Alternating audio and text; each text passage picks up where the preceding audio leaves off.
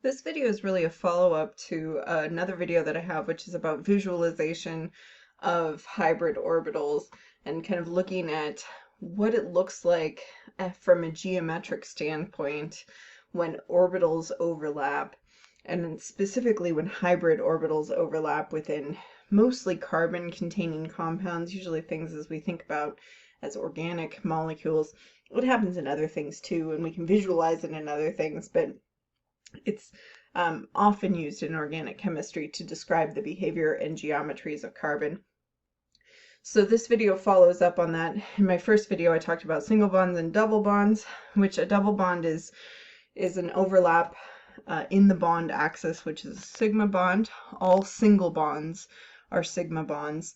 And then one pi bond, which is overlap either above and below or in and out of the axis of your bond, and that's from unhybridized p orbitals. So 1 and 1 is a double, 1 and 2 is a triple, and so I want to talk about that in the context of the molecule acetylene.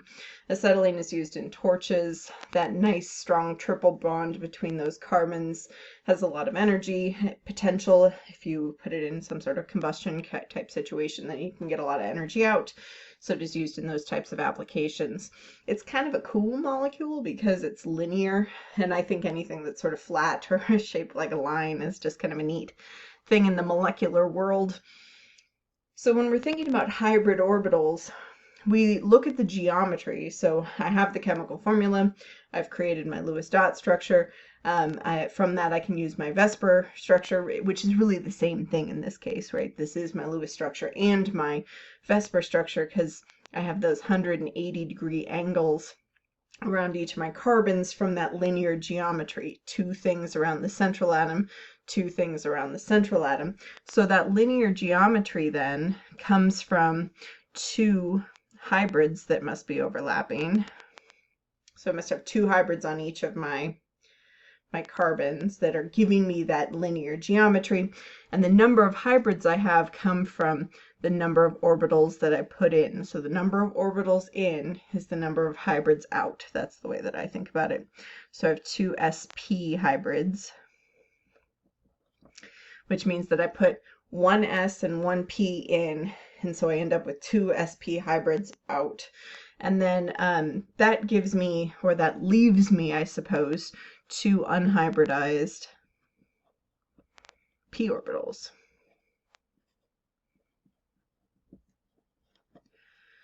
So the sp hybrids then come from usually the p along the x-axis, because that's the one that has the best overlap in general. So when we're visualizing these hybrids, we usually think about it that way. And the unhybridized p orbitals are going to be in the y and then the z kind of directions. That's just the general way that we visualize them. So let's kind of sketch that out to see what that would look like. If I have one of my carbons here, and I have two sp hybrids giving me linear geometry, then here's kind of my small lobe, big lobe, small lobe, big lobe, and these are SPs, and 180 degrees. Not the same size, because that's just my general art style, is I like to keep you guessing.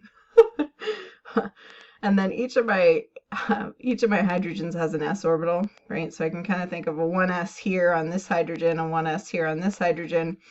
And so in alignment with the axis here, I can take each of these and overlap them on the ends. And that overlap between the orbitals, again, is a sigma bond because it's in alignment with the bond axis.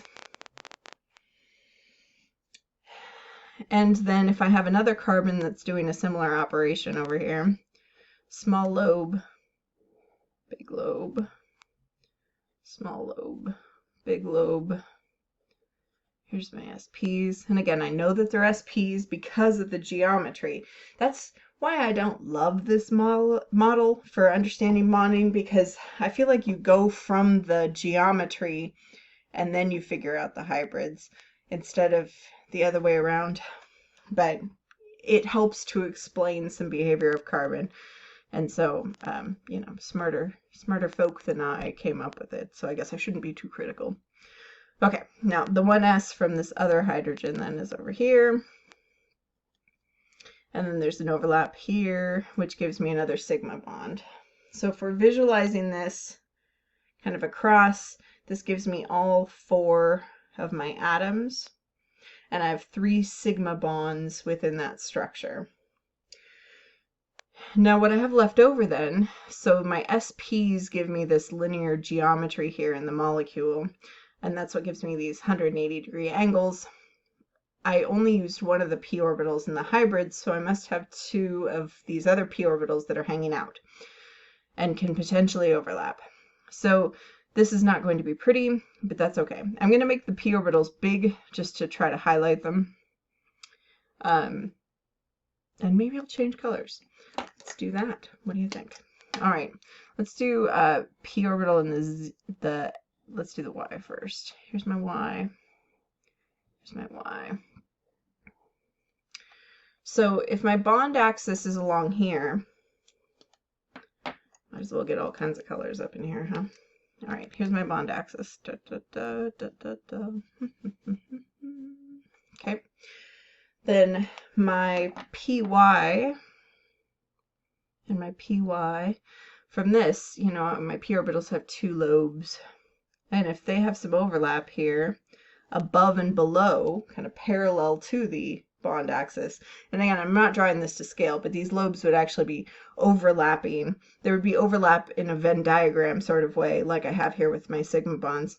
But if I have overlapping lobes from my p above and below that axis, then that's my pi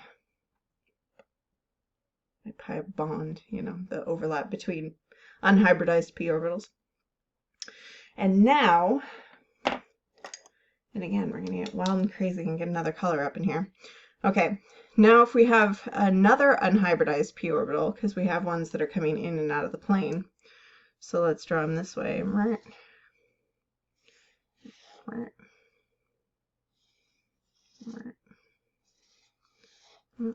And then we'll just call them PZ.